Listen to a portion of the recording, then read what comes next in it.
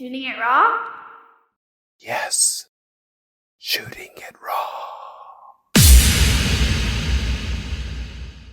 Okay, so for this photo, it's full on. It's really great. Okay, so it's basically, I assume it's you on a bicycle, and I mean, the photo's fantastic. So you're in a kind of what looks like a skate park slash bike park, with all the kind of the jumps and everything. It's all concrete with the lips and the rolls and everything. And you're on a kind of it looks like a trials bike or a small mountain bike, basically. And it looks like you have like some serious air, and you're wearing a black helmet. It's a beautiful sunny day. You're in a red t-shirt. You're facing away from the camera. You're really like, you're high up in the air. You're flying high. On this bike. You're really. I mean, it's really impressive jump, and I mean, potentially landing in a bad way. So I mean, did you land that jump? I landed that jump. I mean, I've crashed a lot doing that same jump too, but that when I landed it.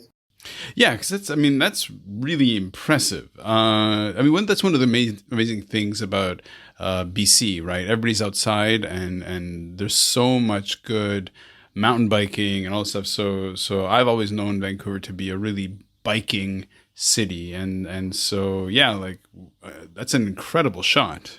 I know we talked about how much I love Jiu Jitsu, and I do, but my one real love just for exercise is biking. Like, What? Oh, there's a whole side of you I didn't even know about. Does your other lover know about your biking fetish, or no, obsession? No, not even obsession. I guess it's love, true love. no. Yeah, I love mountain biking. So you're actually really close to describing my bike. It's a good way to say it's like a children's dirt jump bike. So BMX bikes have 20-inch wheels, and most mountain bikes are 26-inch wheels. For some time in the late 2000s, 24-inch wheels became really popular. And that's what my bike is. So it's in between a normal dirt jump bike and a BMX. And then I also took the brakes off because BMXers do that at skate park, and I wanted to be cool with them. But yeah, just a smaller dirt jump bike. I use it. I started biking when I was 11 or 12. And that was another one where I fall a lot biking. I was never naturally really good at biking. I just stuck with it and forced myself to be all right at it. However, the downside though is you fall and you get hurt a lot. And I'm 30 now. So unfortunately, I haven't really ridden my bike this past year because I don't want to deal with injuries. Yeah, well, of course, it's like obviously falling hurts, and you don't recover as quickly. But I don't know, like avoidance, is that the answer? It's like to a certain extent, at a certain point, you just kind of have to accept that things are going to suck and it's going to hurt. And I guess as you get older, you kind of want to learn how to avoid the really big crashes. But maybe the key is just to avoid the concrete park and just stick to the soft, loamy trails of British Columbia. I mean, I rode trails for a bit too, and I ride dirt jumps a bit, and it still hurts if you fall on the ground. And with trails, you usually go a lot faster, so that can also suck. Yeah, for sure. I mean, obviously falling. Okay, so look, has biking influenced your BJJ? And because in BJJ we're always falling, or not always, but there's a lot of falling. So did that give your body a kind of falling IQ?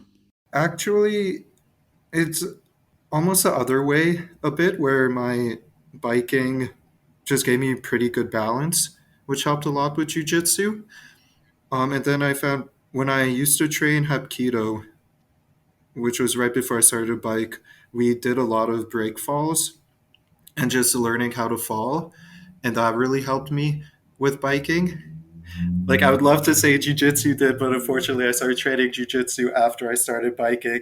So it did kind of help me a bit with learning how to fall, but I kind of knew that before. Okay, okay, fair enough. Okay, but how much riding did you do this summer? Did you get out a lot? Did I ride it all this summer? Maybe like 6 months ago.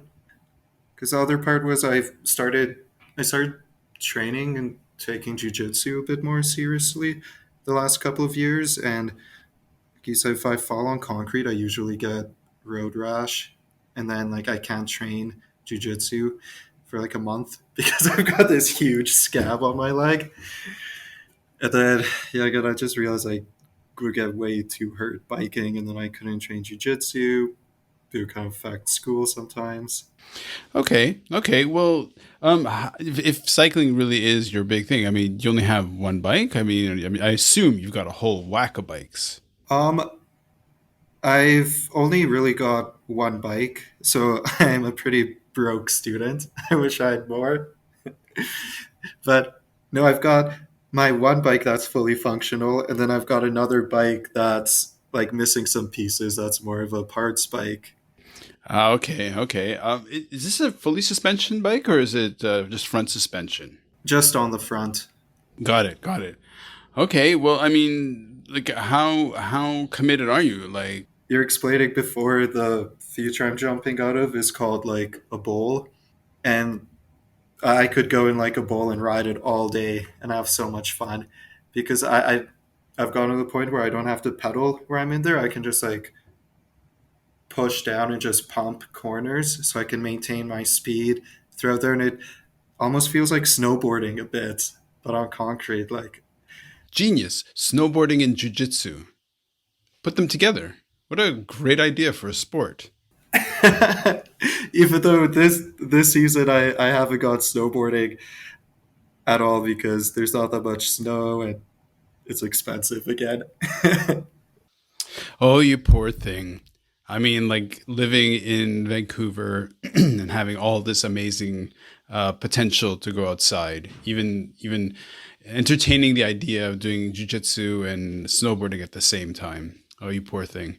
So I mean, what was it like for you growing up? Like, obviously you must have had a pretty active sort of childhood and whatever that you could sort of focus on these things. When I was a kid, my dad used to always say dignity of risk, and he would kind of goad my brother and I to like climb a tree or something, just say, oh, like dignity of risk. And then I've always liked kind of riskier activities, I guess.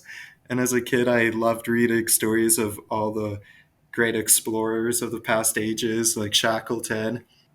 And now, like, I don't know, I always thought I'd be like an explorer, but that didn't happen. But I feel like my PhD project had a lot more risk than normal projects because I'm taking oxygen away from people. Like BMXing, mountain biking has risks because I might fall. I don't know. I guess it's just I like challenging myself with something where there's might be just a threat of consequences, I guess. Right. Okay. Well, yeah, and it's funny you should say that. And because we're talking jujitsu, just last week I had Scott Butcher on the podcast, Yeah. and speaking of risks and consequences, like he was talking about introducing the idea of smothering. Like stopping people's ability to breathe during a roll. I mean, that's pretty full on. Oh, I like that call. Like I've never smothered anyone, I don't think. I have been smothered before, like rolling with guys who are just a lot bigger than me and just kind of laying on me. Like it's scary. I It hasn't happened in a long time, but I just remember feeling like the panic because it would come on a bit slower than like a blood choke. And I remember I would just be sitting there, like it was just scarier because you're sitting there panicking, you can't really get out, but you're also like not close to being choked out. So I wouldn't tap because the threat wasn't there yet. Well, what a delightful concept and what a delightful conversation. Oh, okay. Like, thank you. Thank you. This has been really fun. I knew it was going to be interesting. And, I just really, really appreciate it. Thank you so much. Oh, thank you. No, I had a good time too. I was a little bit nervous before. I don't know why, but Nervous? I mean, nervous? It's just me. Okay. Well, okay. No problem. It just is what it is. I think if you can, why don't you get on your bike? Hopefully it's sunny out in rainy Vancouver. So what's it like right now? yeah, it was actually sunny today. I was looking out at the concrete and I'm like, oh, the concrete's dry. Like I could take my bike to ride some street, find a stair set somewhere. But no, I need to do that. I miss it. Yeah, there you go. There you go. I'll give you a nice, it's a bit of Jewish guilt just to kind of give you a bit of leave you with a good complex at the end of the episode. But Evan, seriously, thank you so much. This was awesome. Thank you. Awesome. Thank you, and you too. I had a lot of fun.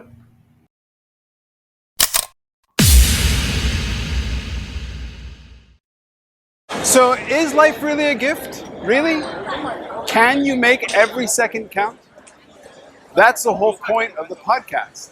So, if you like what you've seen and you're inspired, because that really is my mission, then please give it a like, subscribe, and share. Shooting it raw? Yes, shooting it raw.